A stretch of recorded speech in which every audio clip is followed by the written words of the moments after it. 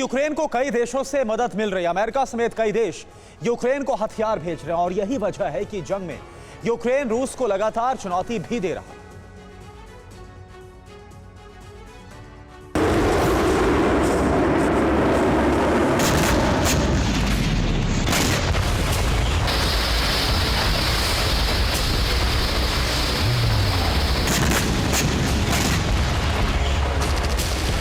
मतलब ये कि नेटो ने हथियार सप्लाई का कुनबा बड़ा कर लिया है।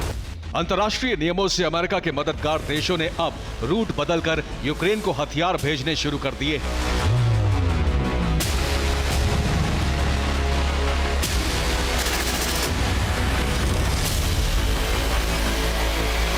ऐसा पहली बार हो रहा है कि इजराइल के टैंक यूक्रेन पहुंचने वाले हैं। इजराइल किसी यूरोपीय देश को टैंक इसलिए बेच रहा है ताकि युद्ध में भागीदारी के आरोप से बचा रहे। जापान भी दूसरे विश्व युद्ध के बाद इस नियम से बंधा है कि वो किसी युद्धग्रस्त देश को हथियार नहीं दे सकता, इसलिए गोले अमेरिका भेजे जा रहे हैं।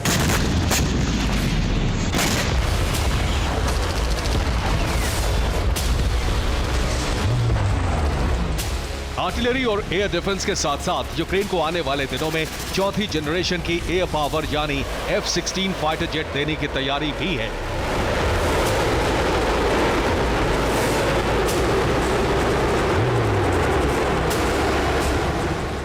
यूक्रेन के फाइटर पायलट F-16 पर ट्रेनिंग पूरी करने के करीब है।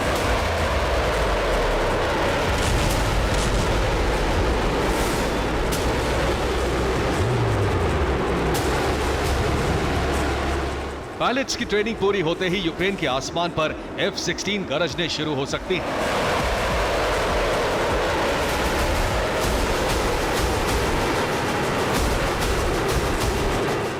यूरोप के कई देशों में यूक्रेन के पायलट्स और सैनिकों की ट्रेनिंग जारी है। यूरोप में 24,000 सैनिकों की एक टुकड़ी की ट्रेनिंग पूरी हो चुकी है और वॉर रेडी जवानों को यूक्रेन रवाना कर दिया गया है।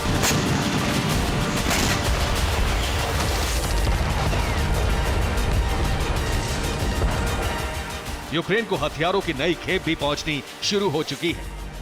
हंगरी से नेटो के हथियारों से लदी एक ट्रेन यूक्रेन के लिए रवाना हो चुकी है और बहुत जल्द ये हथियार बैटलफील्ड में नजर आने वाले हैं।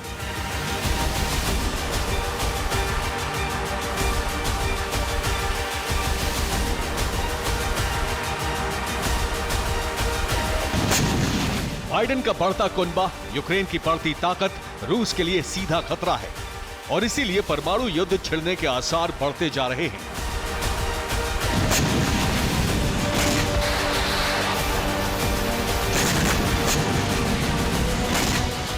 परमाणु युद्ध का सबसे बड़ा संकेत यह है कि रूस के सांसद सर्गेई कारागानोव ने क्रेमलिन की वेबसाइट पर लिखा है कि कठिन लेकिन जरूरी फैसला है।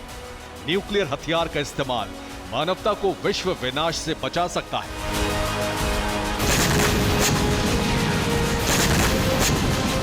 पंद्रह जून को जब ब्रसेल्स में नेटो देशों के रक्षा मंत्रियों की बैठक हो रही थी, तभी कारागोनोव ने लिखा कि वेपन ऑफ गॉड यानी विश्व रक्षा का हथियार चलाने का समय आ गया है। यूक्रेन के मित्र देशों पर हमला करना जरूरी है, तभी यूक्रेन को मिलने वाली मदद रोकी जा सकती है।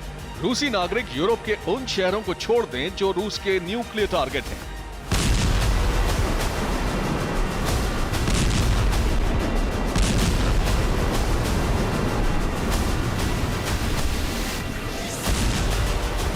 नेटो को रोकने के लिए रूस की न्यूक्लियर मिसाइलें लोड हो चुकी हैं।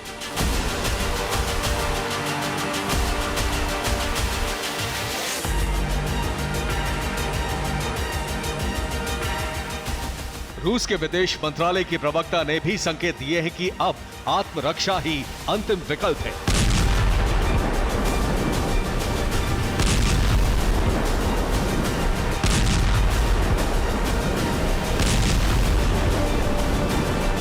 ज़खारोवा और कारागोनोव ने ये बयान तब जारी किए हैं जब बेलारूस की जमीन पर टैक्टिकल न्यूक्लियर हथियार तैनात हो चुके हैं और पुतिन के करीबी लुकाशेंको भी यूरोप को न्यूक्लियर धमकी जारी कर चुके हैं।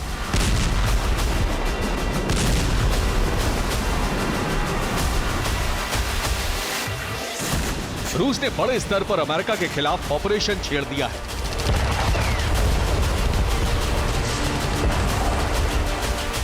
क्रेमलिन से न्यूक्लियर धमकी के साथ ही अमेरिका के सबसे अहम सैन्य ठिकानों पर साइबर अटैक किया गया है।